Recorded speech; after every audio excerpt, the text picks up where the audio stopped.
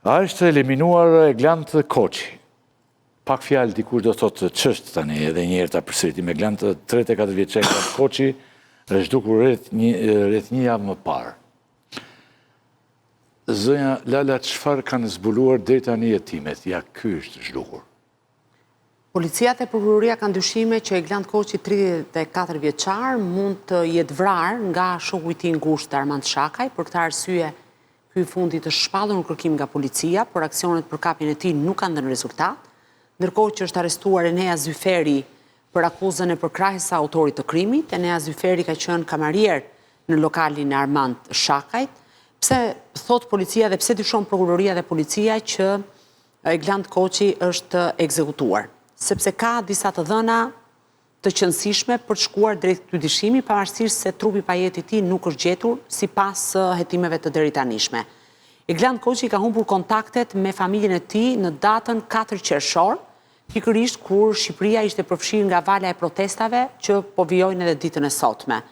Familjarët kanë menduar që ndoshta në momentet e para mund të kishte problematik me telefonin, kanë insistuar pafund që të lidhe me të, nuk kanë arritur, dhe në datën 5 vëllai i tij Eglant Koçit është drejtuar policisë dhe ka bërë një kallëzim penal për humbjen e kontakteve me vllajin.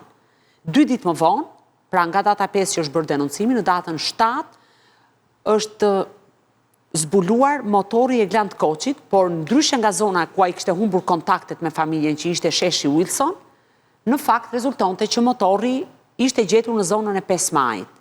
Dhe duke ndjekur kamerat e sigurisë, rezultonte që Eglant Koçi kishte hyrë në një ambient të mikut të tij Armand Shakaj, që e ka sipër lokalit, që ndodhet pikërisht pranë shkollës Ismail Qemali ose thënë ndryshe përballë drejtorisë së përgjithshme të policisë së shtetit. Enea Zyferi, që është kamarieri i lokalit, thot në dëshminë e tij që e ka parë Eglant Koçin të hynte në këtë ambient, të cilin unë dyshoj që aty ka patur aktivitet për call center dhe mendoj që është një tjetër pistë që po heton policia krahas asaj të kriptomonedhave dhe nuk është parë më të dalë nga aty. Çfarë ka ndodhur më pas është që sipas hetimeve të deritanishme, Armand Shakaj ka larguar motorin e Eglant Koçit e ka dërguar fillimisht në një zonë të ndërmjetme mes zonës ku kishte vendin e punës dhe 5 Majit, ka shkuar e ka lëvizur për të dytën herë dhe për të fshehur gjurmët, i ka kërkuar kamarierit të tij të fikte dritat në zonën pra në pallatin ku ata kishin zyrën. Kamarieri ka deklaruar në gjykatë, pra Enea Zyferi, duke thënë që Armandi më kërkoi të fikja dritat për shkak se do të nxirrte një frigorifer. Pavarësisht se energjia elektrike ka qenë e fikur, nuk ka patur, kamerat e sigurisë e kanë regjistruar momentin kur Armand Shakaj shfaqet duke nxjerrë nga zyra e tij e punës ose nga ambienti që dyshoj ose policia dyshon që ka patur call center dhe kriptomonedha, një çantë në dukje të zezë dhe që ai e tërheq dhe aty mendohet të jetë trupi i pajet i Eglant Koçit. Dhe nga ky moment e ka vënë në makinë dhe ka shkuar në drejtim të zonës së malit me gropa dhe gjurmët përfundimisht humbasin në pjesën mes Tiranës dhe Lulbardit, pra ajo që është vija ndarse. Ditën e sotme policia ka ushtruar sërish kontrolle në këtë zona me shpresën për gjetur trupin e Eglant Koçit dhe ka kërkuar përmes një shkrese zyrtare ndihmë nga autoritetet e Kosovës për të sjellë qenë dhe pritet që ditën e nesërme të vinë ekspert nga Kosova dhe të vinë po ashtu edhe qenë për të bërë krehjen dhe kontrollin e zonës. Një tjetër detaj që është... Ne s'kemi qenë me që Radafi dhe do vinë nga Kosova. Po ne dihet tashmë që ne nuk kemi qenë të specializuar dhe stërvitur. Jo, është... Kjo nuk është qesharake, është shumë shqetësuese. Jo, nuk po qeshë... Jo, po ta them shumë seriozisht. Më babit që Kosova ka qenë dhe ne s'kemi qenë. Tani, Kosova është ka ndër policit më specializuara ndoshta në Ballkan. Ndërkohë Shqipëria ne e pam në tërmetin e 2019 se çfarë problematika kishim. Kështu që ajo shkolla e qenëve për stërvitjen e qenëve është thjesht një karakatin që ka mbetur aty. Po s'dua të shfokusohem, pra dua të qëndroj tek rasti.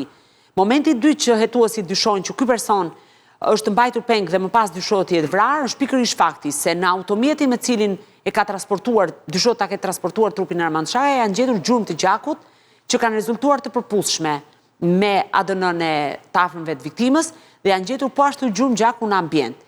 Armand Shakaj që është në kërkim është thirrur në polici. Pra autori dyshuar është thirrur fillimisht në polici, është marrë në pyetje dhe është lënë i lirë momentin që është lënë i lirë, ka filluar të bëjë disa veprime dhe këtu ka lindur dyshimi kryesor për të, sepse i ka kërkuar kamarierit po ashtu të dërgonte makinën në një zonë në fund të bulevardit të ri, ose zona ish frigoriferit, për të larë automjetin dhe të zhdukte gjurmët. Dhe në momentin që policia e ka kuptuar këtë lëvizje, automjeti është ndaluar në lavash dhe aty janë zbuluar edhe gjurmët e krimit. Tani dy janë pistat kryesore, njëra pist ka të bëj pikërisht me aktivitetin e call centerave, dhe ne dim shumë mirë se sa shqetësues ka qenë ndër vite në Shqipëri aktiviteti call centeri, dhe kryesisht call centrat ato që janë, po flasim call centrat paligjshme dhe që mashtruese, janë goditur vetëm momentin që janë kërkuar nga autoritetet e huaja, dhe fakti që kohët e fundit ka pasur shumë goditje, ndoshta gjërat nuk kanë shkuar mirë në këtë aktivitet. Dhe pjesa e dytë e Glant Koçi ishte korrier për kriptomonedat. Pra bënte thyerjen nga kriptomoneda në konvertimin në cash. Dhe ndoshta këtu mund të ketë qenë një konflikt mes tyre.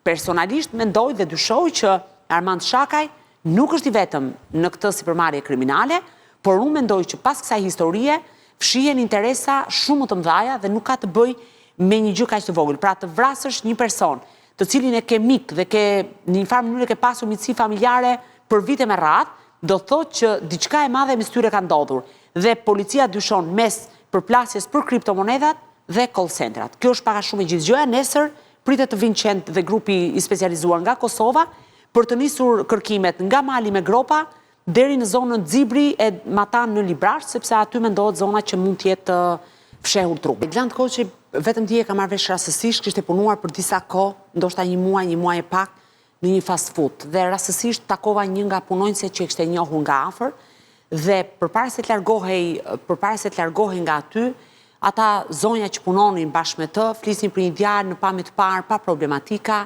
shumë korrekt mënyrën se si sillej e tjera me radhë, por njerëzit që e njihnin kohët e fundit tregojnë që ai kishte shfaqur një lloj shqetësimi në rritje dhe që normalisht ndihej i friksuar.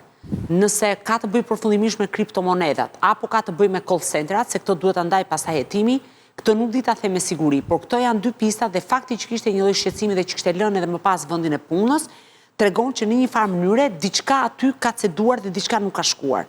Familjarët janë njoftuar zyrtarisht nga policia që ka dyshime të forta që ai mund të jetë vrarë, sepse veprimet e kryera nga autori dyshuar deri më tani, që është për momentin i shpallur vetëm Armand Shakaj në kërkim, por mund të ketë dhe bashkëpunëtorë të tjerë, sepse Glant Koçi shfaqet duke hyrë në datën 4 në ambientin e biznesit të Armand Shakajt dhe nuk shfaqet më duke dalë. Pra kamerat e sigurisë kanë regjistruar vetëm momentin e hyrjes, por jo të daljes. Dhe momenti vetëm që hetuesit dyshojnë që mund të jetë nxjerr është një çantë në dukje e zezë që tërheq Armand Shakaj. A ka patur persona të tjerë prezent? A ka dalje të tjera të atij ambienti ku kanë qëndruar dhe mund të mos jenë shfaqur në kamera sigurie? Çfarë është diskutuar mes tyre, kjo mbetet tamam për të sqaruar. Por kamarieri ka kryer dy veprime. E para ka fikur drita dhe prandaj dyshohet dhe akuzohet për krahjet e autorit të krimit, dhe së dyti ka dërguar automjetin për t'u larë. Tani në një automjet që ke gjurmë të gjakut, minimalisht, ato duhet njoftonte policinë çfarë po ndodh, ai thotë ma kërkoj pronari. Dakor, deri tani ka këtë akuzë. Më pas duhet saksuar nëse e ka më të rënduar pozitën, nëse ka bashkëpunëtor tjera me radhë. Çfarë hetuesi duhet kenë kujdes është motivi, sepse motivi mund të nxjerrë të tjerë personazhe të përfshirë, të cilët ndoshta mund të jenë në rolin e urdhëruesit, pra mund të mos jenë në rolin e ekzekutorit, por mund të jenë në rolin e urdhëruesit. Që unë mendoj që policia e Tiranës është realisht angazhuar dhe ka kryer kërkime intensive në zonën sikurse thash Qafmollës, malit me gropa, në zonën e Xibrit, në zonën e Librashtit, pavarësisht kapaciteteve problematike që ka, pra mungesë të forcave, mungesë të qenëve të specializuar e tjera me radhë apo të pajisjeve tjera, realisht ka pasur një angazhim maksimal.